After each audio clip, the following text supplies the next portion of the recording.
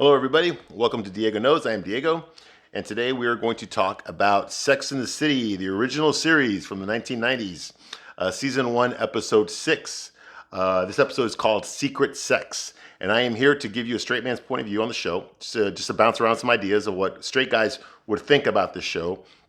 One of the biggest problems I had with the show, even though I love it, was that the show predominantly was focused towards women and gay men.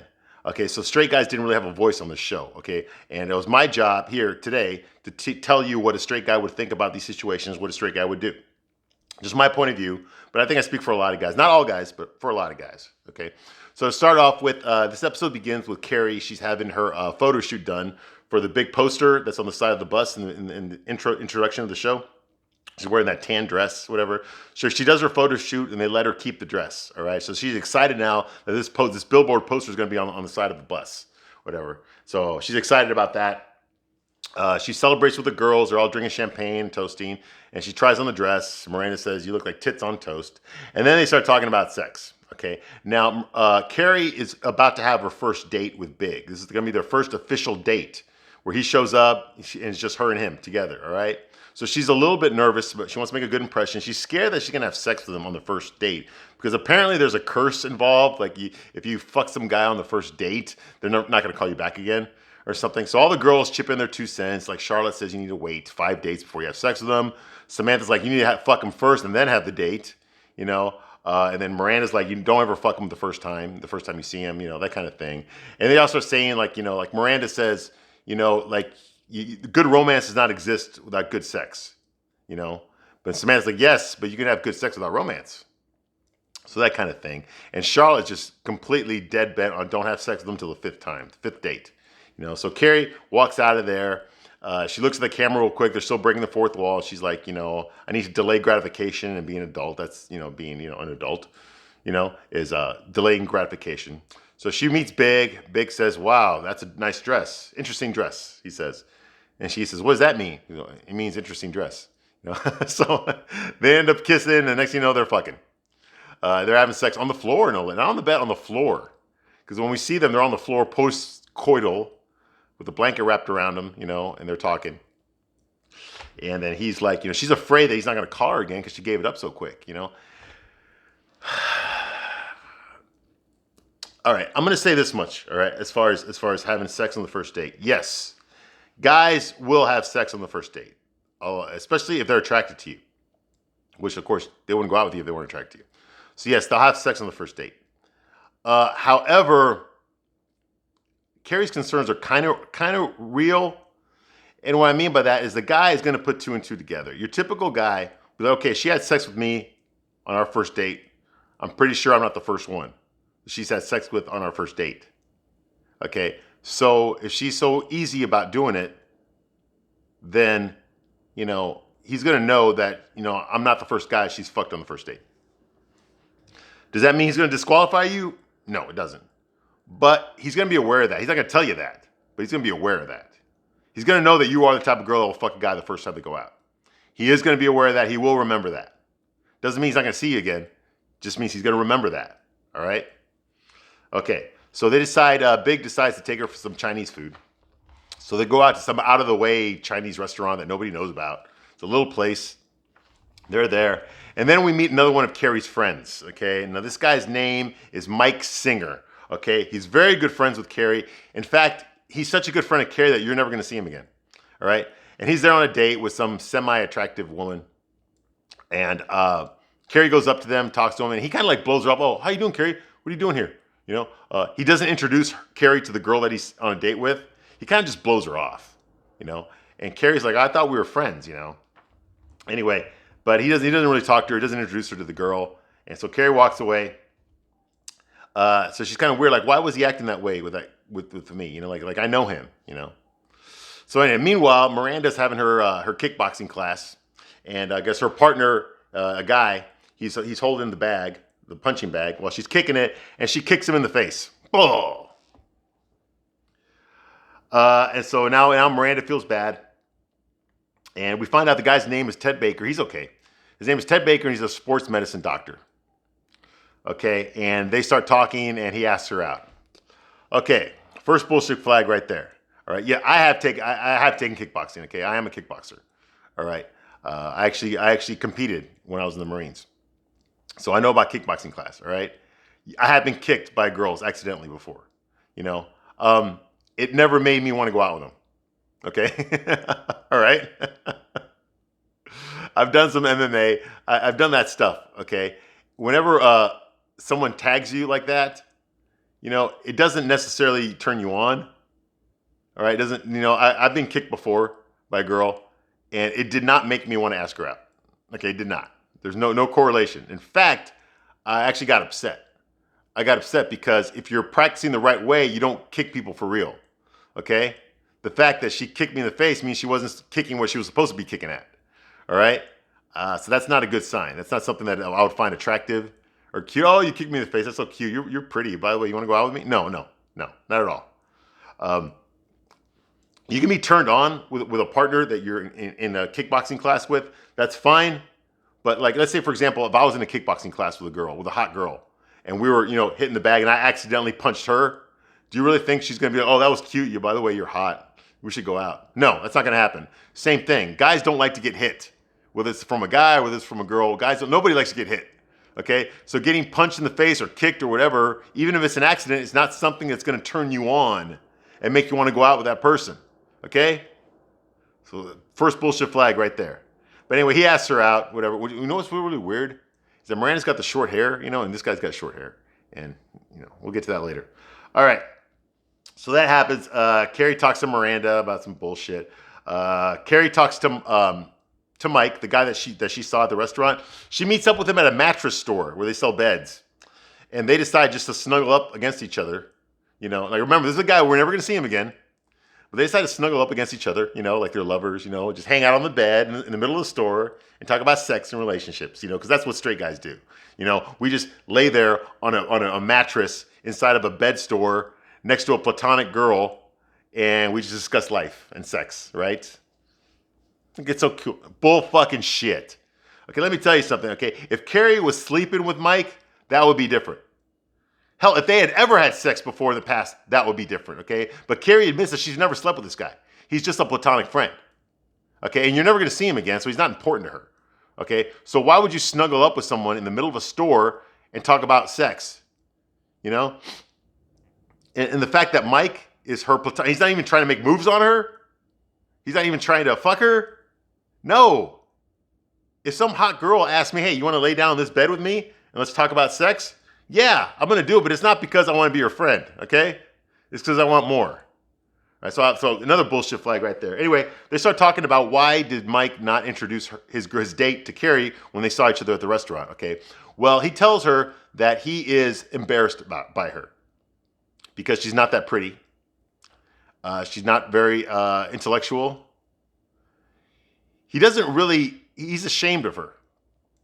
But having said that, he also says the best sex he's ever had. And that they have a lot in common. Go figure. He's embarrassed by her. He's embarrassed to show her in the public, okay? She's not the kind of girl that he wants to be seen with. He doesn't want people to know that he dates her. So he keeps it a secret. He hides. He goes to places where he's not going to run into anybody that he knows, which is why he freaked out when he saw Carrie at the restaurant. Okay? And he says he has nothing in common with her, but he enjoys being around her. When he's around her, he doesn't feel self-conscious. He feels comfortable. And he also said that it's the best sex he's ever had. Okay, now we're getting somewhere. All right. Like I said, I'm not going to lie on this show. Yes, this does happen. All right. I'm guilty of it myself. I have done it. I feel like a total asshole when I think about it now. It was a long time ago, but I dated a girl. You got to remember, I was working downtown Chicago, okay? So I was hanging out with a bunch of rich people, A bunch of rich people would come into our restaurant. They go to these rich, posh parties, VIP clubs, So the guys and girls that I hung out with, we would all hang out in those areas, We were right off of the Chicago Theater was right around the corner, So we would get invited to like the hotel events and stuff, So I knew a lot of people through working with them in downtown. I knew a lot of people, a lot of rich people, and my friends, of course, they were all going to school and stuff, whatever. But in my neighborhood, I started dating a girl that she was the bartender in my neighborhood bar. Beautiful woman, beautiful. But she was definitely a city girl. And what I mean by that is she wasn't very much of an intellectual, you know. She didn't know about like, wine and traveling to Europe and stuff, all that stuff. She was more of a down to earth type of girl, okay? Like a tomboy girl that grew up, I try to think, the closest thing I think of, if you ever watched The Facts of Life, one of the girls in the show, her name was Jo. She was kind of like the tough girl. Okay, well, she was tough. Okay, I'm not gonna tell you her name, but she was tough. Okay, and we started dating. Okay, and well, I liked being around her because, she would put up with my jokes. She would watch the same movies that I watched. And the sex was pretty good. It was. But and everyone in our neighborhood knew we were together and stuff. Like I said, she bartended at the neighborhood bar, so so everybody there at that bar knew us. We knew we were a couple. But I was always afraid to introduce her to my friends downtown because that was a totally different tribe of people that I hung out with.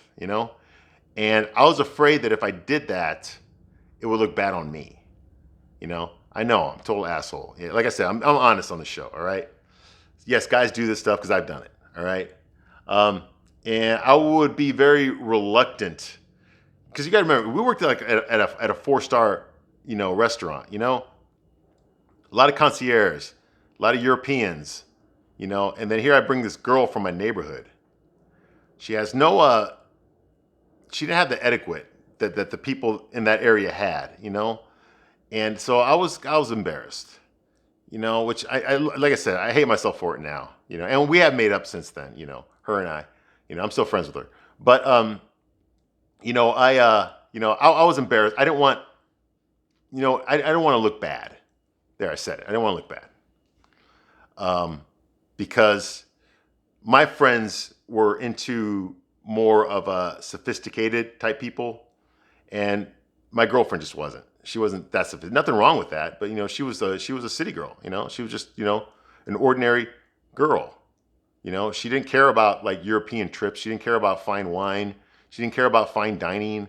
She didn't care about things like that. She didn't care about going to the hottest clubs in town or wearing the hottest clothes or that kind of thing. The superficial bullshit that you believe in when you're in your 20s, like I was, So, yeah, like I said, I'm ashamed of it, but yeah, it does happen. I've done it myself. Trust me, I hate myself for it, and I have matured since then. Okay, I would never do that again. And like I said, I did apologize to her, and all that. We're cool now, But yeah, I've been guilty of it, so yes, it does happen. Like I said. All right. Samantha, in the meantime, is trying to find an apartment. She sees this realtor is showing her a place. She doesn't like any of the places, so she starts seeing another realtor, a good-looking guy, and he's showing her all these apartments, and they end up fucking. So every time he shows her a new apartment, she fucks him in that new apartment. All right, and of course she keeps it a secret. Okay. Meanwhile, Samantha reveals that Charlotte. She's talking to the girls, and Samantha reveals that Charlotte had sex with a Hasidic Jew. Now they're talking about secret sex. That's the topic of this episode.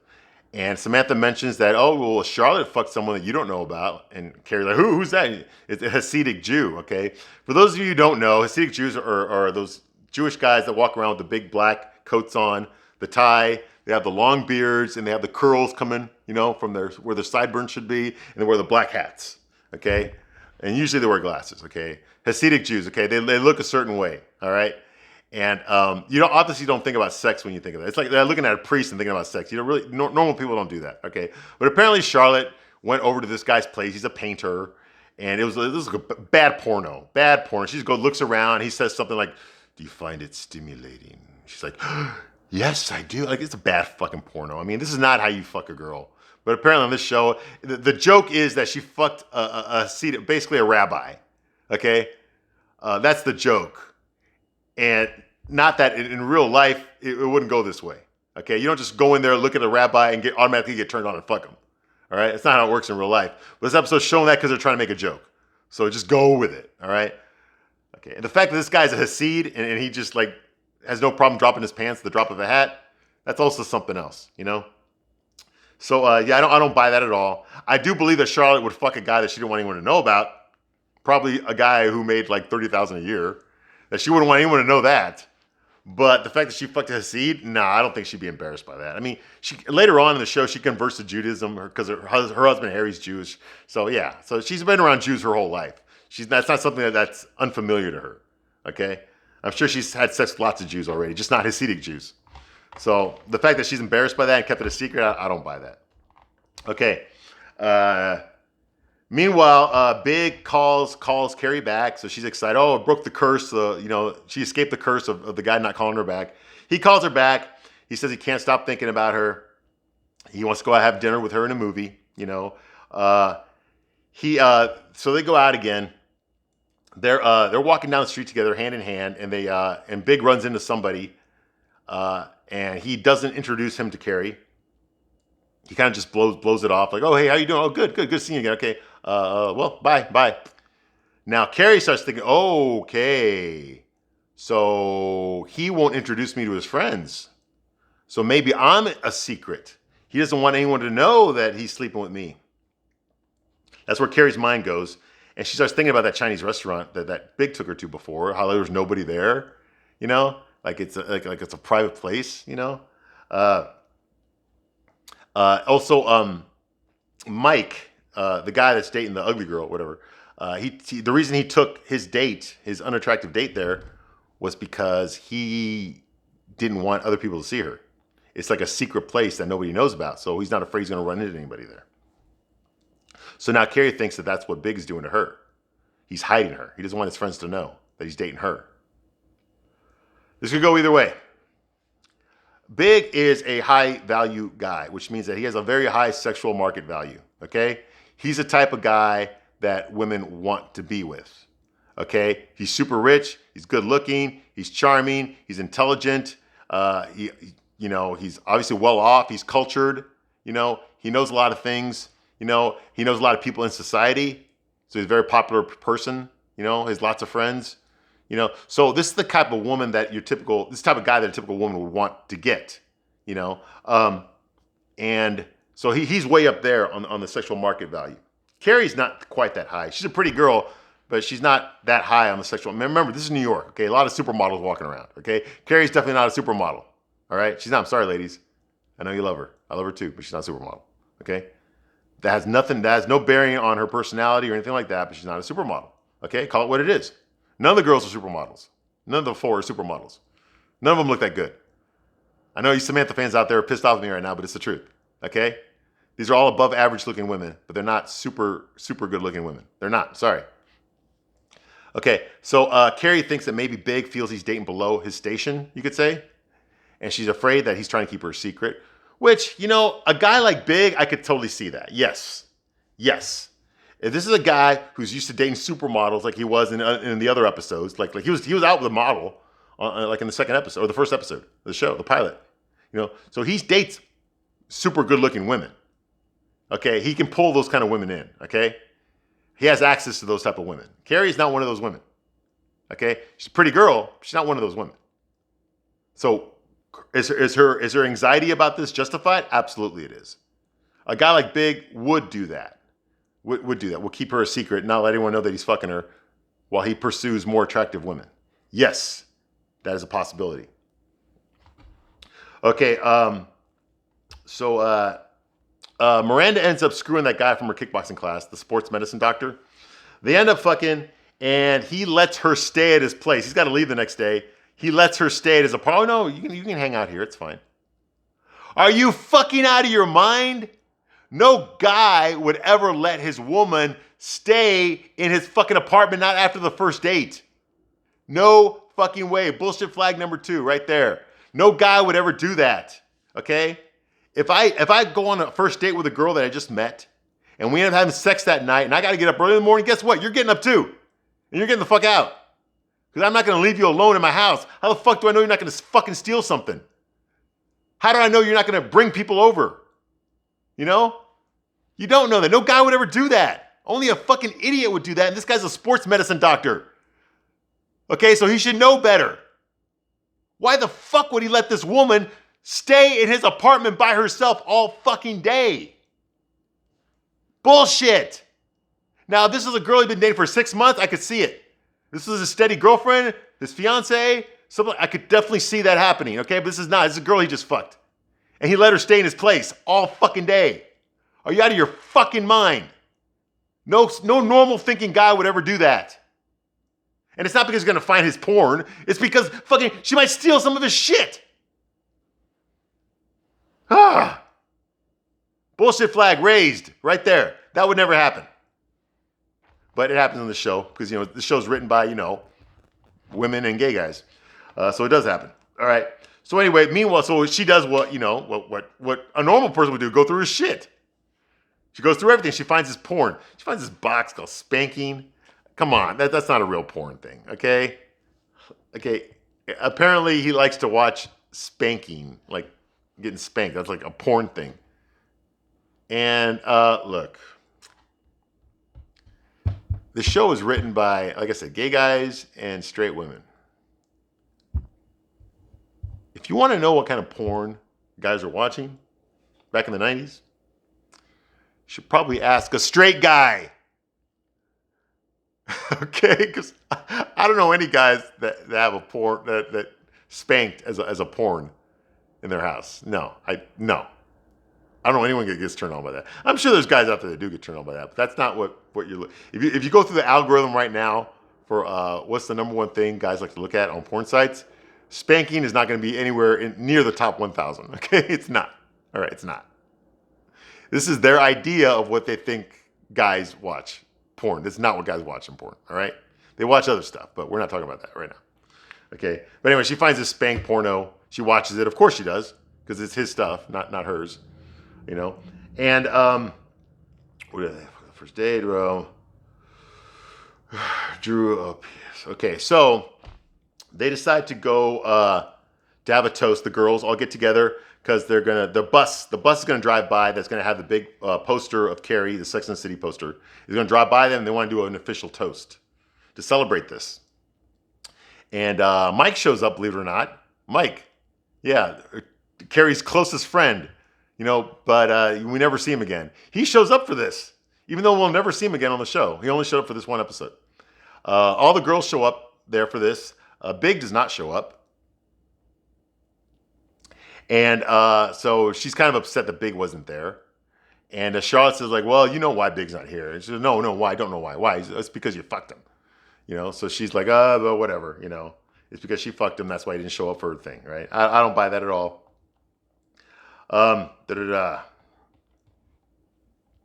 Look like a gay. So they're celebrating it. The bus drives by. There's Carrie, her big poster of her laying down, with that tan dress on that you see in the intro of every episode. But someone drew a penis on it right in front of her face. That was good. That was a good joke. I like that. She's like, hey, if you got posters in public, people are going to do that, all right? They're going to do that. Okay. So now she's not that excited about having her poster drive through New York with a big cock in front of her face. It's funny, though. It is funny. It's funny. It's a joke. And it worked. Okay. So meanwhile, so Ted and Miranda, they go back on another date. He's back in town. Really weird is I thought I was looking at a fucking gay couple, okay? Because they both walk out. They're both wearing coats. They're both wearing suits with ties. They both have short hair slicked over. So I thought I was watching two guys on a date. Yeah. But then after a double take, oh no, that's Miranda. One of the guys is Miranda. Okay, so they're out walking and talking. And she's all happy. Oh, that was the best food I ever had, or some shit, whatever. Miranda's really into this guy. So all that fucking I hate men feminism shit just gets thrown out the window. Okay, she just forgets all that stuff once she meets a guy that she likes, and that likes her. All that shit goes out the window, and that's true. I think Miranda's anger, I think, comes from her fear of being alone, her fear that nobody will find her attractive. So instead of working on herself, she just blames the world. That it's not fair to her or something. But now she meets a guy, she's got the butterflies, So now all that shit gets thrown out the window, which is true. It's true. If you ever meet a cold woman, I've met cold women before. If you ever manage to break through that, they're actually really sweethearts. They're actually very vulnerable. This is their armor that they wear. And men are like that too. Guys with a tough exterior have really, really kind hearts. If you can get through that. If you want to do the work to get through that, Most people don't want to do the work, so they'll never know. They'll look at her at face value and they'll be like, oh, she's a bitch. And be on with their lives. Okay? Most people aren't going to try to crack the surface to find out what's underneath. All right. So I liked Miranda back then because I knew that about her. I don't like her now. 2022, fuck her. But anyway, so she's there and they're talking. And she mentions that he might like it if she spanks him. And then he's like, what? Yeah, give you a little spanking.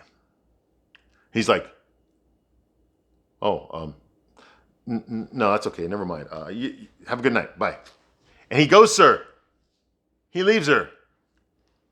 Why'd he do that? Okay. Well, first of all, he's an idiot for letting her stay at his apartment when he's not there. Mistake number one. Mistake number two is that, look, most men are turned on visually, okay? Which means that if we see a hot girl, we get turned on, okay? Pornography is there to give us the hot girls that we get turned on, okay? Pornography turns us on. It does. There's no emotional investment. It's a quick release and you're done. You don't think about it anymore, okay? But pornography for a guy, just like dildos and vibrators are for most women, it's a private thing, okay? It's not something you would do with your parents there, right? It's not something you would do with your siblings there, right? It's something you do private when there's no one around, okay? It's very private, okay? Just like what porn is for guys, it's very private. I say it all the time. I will not take your vibrator away. You do not take my porn away, okay? Because they're both the same thing. This is just a release. Okay? Pornography is private for a guy. He doesn't want girls to see his porno collection because that's really none of their business. Like I said, it's something private, And the fact that she violated his privacy, I think turned him off. Even though it's his own fault, when you think about it, he shouldn't have fucking left her there. But the fact that she violated his privacy and she got a peek into something that turns him on sexually that no one is supposed to know about, he feels violated. He feels like, okay, you went into something that I don't want people to know about, like a fetish. He has a fetish about being spanked, but he keeps that to himself. He doesn't want anyone to know that. Miranda knows that, and she knew it by snooping. So yeah, he doesn't want to be with her anymore because she violated his privacy. You see? That's why he doesn't want to see her anymore. I think before that, he was crazy about her. But she violated his privacy. She went somewhere that was none of her fucking business, basically. Okay? And, it's the equivalent of someone reading your diary. Like you don't, that's not for the public to consume. Okay? Like I said, it's his own fucking fault. But the fact that she did that, turns him off to her now. Like, oh, damn it, This is the kind of girl that's going to go through my phone. She's going to go through my emails. She's going to look at my browsing history. She's going to look up girls. She's going to stalk me on social media. She's going to look up girls that I dated. That kind of thing, So he's thinking all that stuff. Get the fuck away from me. I want nothing to do with you. Okay, that's what it was about. I don't think Miranda picked up on that, though. I think she just felt like, what? This guy just fucking ghosted me. He doesn't want to see me anymore. What the fuck? Anyway, so that's what I think happened. Okay. So he blows her off. Carrie, meanwhile, gets crazy drunk and goes psycho and decides to confront Big because she has convinced herself that Big is embarrassed by her to be seen with her in public, and he's trying to hide her, keep her a secret, his secret fuck. So she goes over to his apartment, bangs on his door, demands to speak to him because Carrie's bipolar or something, or she's got high anxiety or something, okay? She's very moody. She does shit like this all the time. She'll hold on to something in her head and just keep going there over and over again until she acts out on it, That's the first clue of a psycho girlfriend right there. This is the kind of shit a psycho girlfriend does. I know, I've dated lots of psycho girlfriends. This is the kind of shit they do. Okay? Red flag. Not bullshit flag, red flag. Okay? So Carrie goes over there, I want answers. All right. And she visits Big, and she accuses him of being ashamed to be seen with her in public. You know, that's what she's scared. You see with me? You don't want to be seen with me? He's not ashamed of her. Okay? He says, the reason I took you to that restaurant is they have the best Chinese food in town. The reason I introduced you to those friends of mine that we ran into on the streets because I forgot their names. And the reasons I didn't see your poster on your bus was because I had tickets to the Knicks game. That's where I was. So, you know, it's like he has an explanation for everything. But Carrie just built it up in her mind because she was talking to her friend Mike about the secret sex. She just built it into her mind that Big was ashamed of her, embarrassed by her, you know, when he wasn't. Which is good, but let me tell you something. If this was a real life situation, Carrie, you would have lost some points right there. For the way you approached this situation was very immature. Okay, what you should have done, you should have just called him. Not gone to his house banging on his door, demanding answers. You should have just called him at an appropriate time, not at 3 a.m. Call and say, hey, listen, I was wondering, are you ashamed of me? And this is why I think it. And then he would have told her the truth over the phone, and that would have been it. But instead, she had to make a big scene, get crazy-ass drunk, and go over to his place, start banging on his door, demanding answers, you know, because she was talking to her friend, Mike, who hides his girls that he fucks. And you think, oh, I'm being hidden. You're embarrassed by me. Well, he's not. He's not embarrassed by her, okay? He didn't really act like he was embarrassed by her, you know? This is all just stuff that Carrie built up in her own mind because she can be very immature when it comes to relationships, even though she writes a column, okay? It's not always, Carrie's very self-absorbed. She always thinks it's about her. It's not always about her. It has nothing to do with her, okay? So, yeah, so she could have saved herself some drama right there if she just asked him, okay? That's what I would have expected, you know? But anyway, so that was that episode, Sex and the City episode 6. That was episode 6, okay? So I'm going to go watch Sex and the City episode 7, and then I'll get back to you and give you a review on that. Thank you for watching.